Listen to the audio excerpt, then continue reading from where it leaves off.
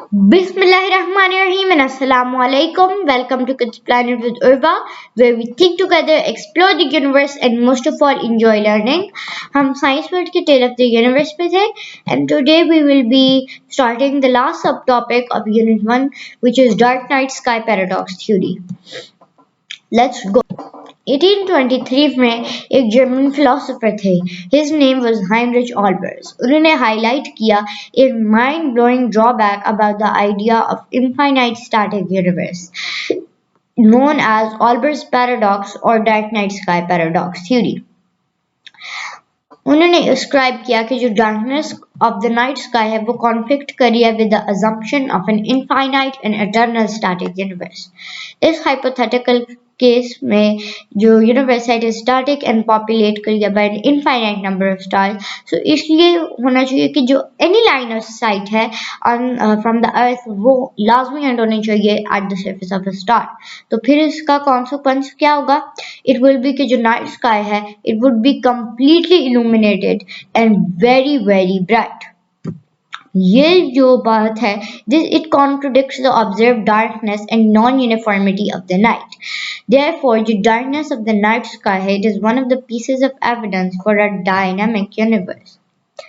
ये जो मॉडल है this theory it explains the observed non-uniformity of brightness reflects expansion of the universe which will increase the wavelength of visible light जो कि originate हो रही है from the Big Bang to microwave scale through a process known as redshift. The process of redshift है, I will explain this topic later in the book. Let's move on. जो resulting microwave radiation है, radiation background है, it would have wavelengths much longer, centimeters instead of nanometers, जो कि appear करेंगी dark to the naked eye but bright to a radio receiver.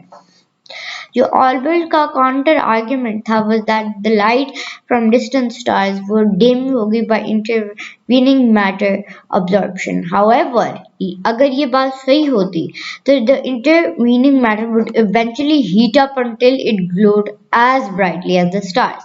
तो जो only escape was this to assume कि जो stars हैं वो हमेशा से shine नहीं कर रहे थे but they had started shining at some finite time in the past. In that case जो absorbing matter है वो अभी इतना heated up नहीं होगा और the light from distant stars वो अभी तक हम तक reach नहीं हो सकेगी. That brings us to the question कि what caused the stars to have turned on in the first place.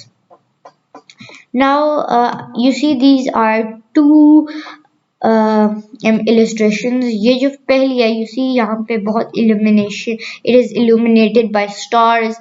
So this would have been the night sky for an eternal infinite universe.